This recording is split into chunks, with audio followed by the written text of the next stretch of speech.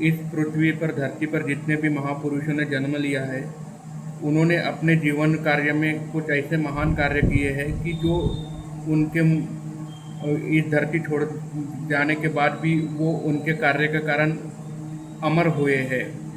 ऐसे कुछ महापुरुष छत्रपति शिवाजी महाराज, झांसी की रानी लक्ष्मीबाई, स्वामी विवेकानंद, महात्मा गांधी, ऐसे कुछ महान हस्तियों ने इस भारत भूमि, भारतवर्ष में जन्म लिया है, जिन्होंने समाज उद्धारण के लिए काफ़ी अच्छे कार्य किए हैं। लोगों को अपने शौर्य के बल पर लोगों का कल्याण किया है। और जब जब उनके कार्य जिस कार्य के लिए वो धरती पर आए, जब वो कार्य खत्म हो गए, तब उन्होंने ये धरती को अलविदा भी कहा है, और उनके कार्य के बाद ही वो अमर हो गए हैं। अब भारतीय राजनीति की बात करें तो एक ऐसे ही महापुरुष है जिन्होंने 2014 में भारत को आज़ादी दिलाई थी। उन्होंने भी भारत के कल्याण के लिए सत्ता में आए थे। वो 15 लाख वो हर व्यक्ति को भारत को देने वाले थे। 2 करोड़ नौकरी देने वाली थी। काला धन सफ़ेद करने वाले थे। तो ऐसे कुछ 12 साल से वो महान काम कर रहे हैं। जब उनको सवाल पूछे जाते हैं तो वो मेलोडी बेचने फॉरेन चले जाते हैं। तो इस महान पुरुष का ये उनके अवतार कार्य ख़त्म हो चुके हैं।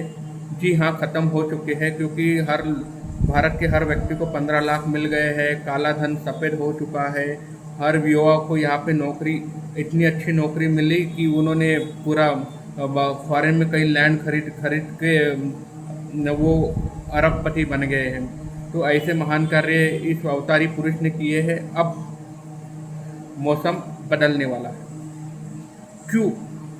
कि भारतीय राजनीति, इंडियन पॉलिटिक्स एट वर्क, भारतीय राजनीति में मौसम बदलने वाला है। क्योंकि 2024 के बाद भारतीय राजनीति में जितने भी इलेक्शन हुए हैं, जो भी राजनीतिक परिस्थितियां बनी है, और जो इलेक्शन के रिजल्ट का जो पैटर्न है, अगर वो रेट्रोस्पेक्शन करके आप देखिए, रिजल्ट के दिन एंटी इनकम्बेंसी होने के बाद भी, सत्ताधारी पार्टी के खिलाफ गुस्सा होने के बाद भी, जिस दिन रिजल्ट रहता है उस दिन शुरुआत में विरोधी पार्टी सामने चलती है और अचानक 12 बजे इलेक्शन कमीशन ऑफ इंडिया की साइट हैक हो जाती है। फिर कुछ देर बाद चालू होती, तो जो पहले वाला पिक्चर है वो उससे उल्टा पिक्चर वो रहता है। कुछ ऐसा ही जो विधानसभा इलेक्शन हुए 2024 के बाद, जैसे महाराष्ट्र, हरियाणा, दिल्ली, वेस्ट बंगाल, आसाम, यानी इसमें ऐसे रिजल्ट दिखे कि समझ लो कि एक स्टूडेंट है, यानी बिल्कुल उस पर कोई भरोसा नहीं है उसका वो फाइनल एग्ज़ाम पास होगा कि नहीं होगा, क्योंकि साल में वो आता नहीं, कभी कॉलेज में कभी पढ़ाई करके दिखता नहीं, कॉलेज के जो भी पीरियड्स होते हैं उसमें कभी वो अटेंड नहीं करता, उसमें कभी, लेकिन अचानक वो मेरिट आ जाता है। तो लोगों के मन में संदेह तो होगा ना। तो कुछ ऐसा ही हुआ है विधानसभा इलेक्शन में कि जिनकी कोई उम्मीद नहीं थी वो पार्टी एकदम मेरिट में आ गई। तो इससे गुस्सा होकर लोगों के मन में संदेह पैदा हो रहा है और मौसम बदल रहा है, क्योंकि इर्द गिर्द स्थिति, क्योंकि 2024 से लोकसभा इलेक्शन के बाद से ये कहता है कि ये मौजूदा सरकार कितने दिन चलेगी, कितने दिन चलेंगी वो तो बात की बात है, लेकिन उसके लायक ट्रिगर पॉइंट जो होते हैं, क्योंकि कोई भी घटना का ट्रिगर पॉइंट होता है और उसका ट्रिगर पॉइंट धीरे धीरे अब बनने लगा है। क्योंकि ये तो पॉलिटिक्स में बन ही रहा है, लेकिन जो विरोधी पक्ष के मुख्य बिंदु है उनका भी ट्रिगर पॉइंट कोइंसाइड हो रहा है इस स्थिति से। तो ये न्यूमरोलॉजी के हिसाब से अगर देखा जाए तो भारत में सत्ता परिवर्तन का जो ट्रिगरिंग पॉइंट है वो करीब आ चुका है, क्योंकि न्यूमरोलॉजी में देखा जाता है कि एक फैक्टर पर्सनल ईयर, वो पर्सनल ईयर विरोधी पक्ष के जो मुख्य बिंदु है राहुल गांधी, अखिलेश यादव, ममता बनर्जी, ये जो मुख्य ये बड़ी पार्टियां हैं विरोधी पक्ष में, उनके जो पर्सनल ईयर इनके प्रॉपरली मैच हो रहे हैं। और दूसरी बात, देश के लोगों का गुस्सा, गुस्सा तो पहले से ही है, लेकिन उसको एक्सप्रेस करने के लिए उनके पास कोई प्लेटफॉर्म नहीं था।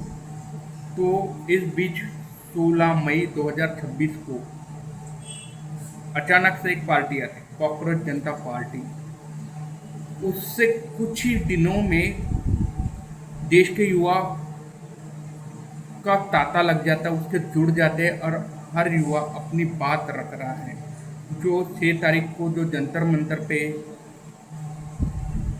जो हुजूम दिखा युवाओं का, 45 डिग्री सेल्सियस के तापमान में भी युवा वहाँ पे डटे रहे, क्योंकि उनके अंदर का जो असंतोष, उनको इस बात की उनको बिल्कुल एहसास नहीं कि 45 डिग्री सेल्सियस तापमान में वो खड़े हैं, क्योंकि उनके पास अंदर का जो गुस्सा है वो एक्सप्रेस हो रहा था। और कहा जंतर मंतर की जो एक सिर्फ ट्रेलर है, पूरी पिक्चर अभी बाकी है, क्योंकि विरोधी पक्ष में वो इंडिया गठबंधन एक बना था 2023 में, उसमें भी कुछ जो पार्टी है उनके कुछ अनबंड थे। तो वो एक मुद्दे पर, भले ही वो सिर्फ नाम के लिए इंडिया गठबंधन था, लेकिन उनके अंदर का कुछ अहंकार बाकी था। लेकिन जब से उनको परिस्थितियां समझ में आने लगी, तो उनको भी ये समझ में आने लगा कि अब वक्त आ गया है। तो वो पार्टियां भी लामबंद हो रही है, और दूसरी तरफ जनता का आक्रोश, ये पूरा मिलाकर एक ट्रिगरिंग फैक्टर हो सकता है। और हो सकता है आने वाले समय में ये फैक्टर भारतीय राजनीति बदल सकती है। धन्यवाद।